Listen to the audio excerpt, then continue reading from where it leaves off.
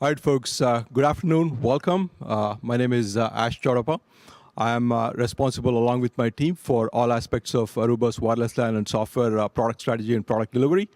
I know that all of you folks here in the room, as well as watching us over the internet, are a very, very knowledgeable, deeply technical audience. So we don't want to bore you with any marketing slides or pitches. But we don't want to jump straight into the demos. So instead, what we're going to do is take maybe about 10 minutes to set the context for our presentation in terms of the broader industry transformations that we are seeing, and how is it that's informing our product strategy. So after that, we're going to dig straight down into the demos.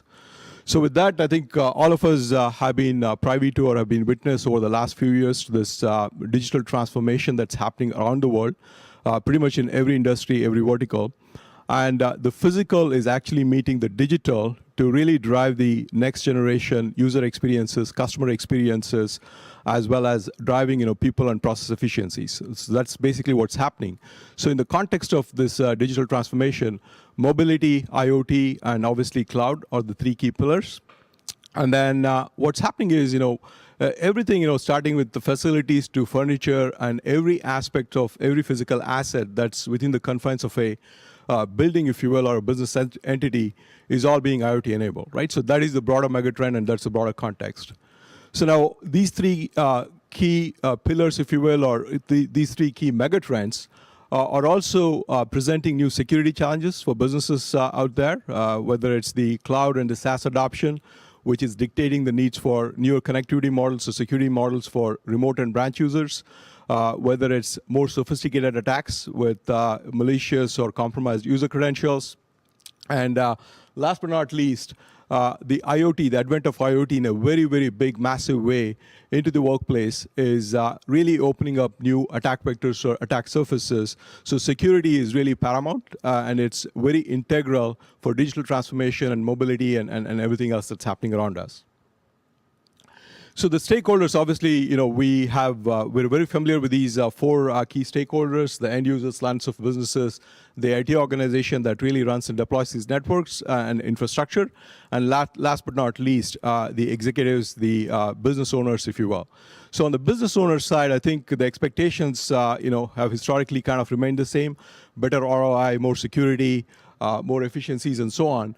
But end users and the IT staff, as well as the lines of businesses, their expectations have evolved over the last 2 or 3 years. From an end user perspective, they're expecting more personalized experiences, more personalized smart applications and tools, and so on and so forth. And on the lines of businesses side, obviously, they have to be agile because they have to survive. They have to remain relevant from a market and a competitive perspective. And one other big change that we've seen, especially on the IT side, is most organizations are embracing the concept or the notion of lean IT. So in that context, the IT staffs are fairly lean, and they're less and less knowledgeable about the broad set or stack of solutions that they run. As a result, they expect the solutions that they deploy to be really, really simple from a manageability, from a security constructs perspective. But most importantly, in order for them to be able to scale, they want to embrace this whole notion of automation, both in the traditional sense of automation as well as the newer kind of capabilities that are expecting to automate the entire network operations model, where historically they were kind of relying on the tool sets for giving them the insights and so on and so forth. So that is basically how the stakeholder expectations have evolved. Now, all of these things and trends, if you will, are coming to a head at the edge, right? Because the edge is where all these things kind of meet, and this is where the physical and the digital kind of meld together. And as a result, the overall, end user expectations or business expectations are evolving towards what they're calling, smart experiences, right? Where the stakeholder expectations and needs are converging, regardless of whatever business or the vertical a business entity in, whether it's retail, whether it's a smart workplace. This is a perfect example of a smart workplace, this building that we're very, very proud of, and obviously smart manufacturing, hospitals, or what have you. So this is what is driving the overall need for what we're calling the edge smart experiences momentum, if you will, amongst the customer base and our overall install base that we serve. So this is basically informing Aruba's future strategy in terms of building an architecture and a platform that enables this smart experience at the edge, what we're calling the experience-first platform or the experience-first architecture. And what are the base or a minimal expectations for a platform or a network like this, right? First and foremost, the network has to work. It has to have utility-grade availability. It obviously has to support, guarantee end-user experience, ensure network and service assurance. A network that really adapts to the business needs, not only in terms of supporting investment production over many, many years, but also equally importantly, providing the flexibility for branch, small networks, large networks, campuses, or what have you, with a single, seamless architecture, if you will. And last but not least, extensibility with APIs and other capabilities. So all of these smart experiences can be realized by our customers, working with the technology partners, integration partners to suit their business needs. And last but not least, obviously, the network has to be unified because there is wired, wireless versus branch. All of these networks are kind of intermingled to enable, to provide this overall platform, if you will, for the customers to realize their smart experience needs, if you will. So the way we are instantiating this, what we're calling the experience-first platform, obviously, we got secure infrastructure. The cloud software platform. We have hundreds of thousands of access points that are already being managed by our cloud platform. And again, from an Aruba perspective, even though we kind of evolved from an older, traditional, centralized control-based architecture, we really have, over the last many years, radically transformed our architecture. We've embraced cloud in a very big way. And we really do not dictate religion in terms of how our customers should build and consume our networks or consume, our capabilities. It's entirely up to them. So we are there with cloud. We'll be there for on-prem if that's what they desire. And last but not least, in the true, sense or the spirit that Aruba has always operated in, we're very open. We're building open APIs, open platforms, because we do recognize that our customers, have a whole range of ecosystem partners and technology partners that want to meld and integrate our technology with. And the three key attributes for the experience-first platform, if you will, first and foremost is it has to be secure, right? Both in the wired, wireless, as well as IoT and branch context. So very, very critical. So we should never forget the fact that security is integral and central to everything that the smart network does. And the second thing is it's simple, right?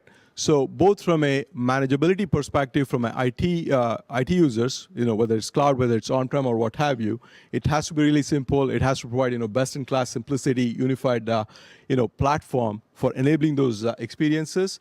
And last but not least, it has to be smart in the sense that it has to be able to learn, leverage, some of the more emerging technologies and capabilities to facilitate these self-driving networks or self-healing networks and those types of use cases.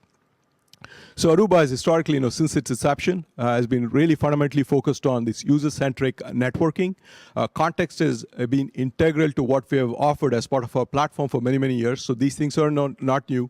In many cases, we obviously see a lot of our competitors trying to emulate it, many, many years later, which is kind of almost flattering. And the new element that we have added to this experience and the context is the user and the context-driven capabilities is the experience-orientedness of the platform, if you will. And automation and security are going to be two key fundamental pillars or framework that's going to be driving the next generation platform. So now with that, we want to kind of dig deeper into the demos and other things that we want to showcase this afternoon.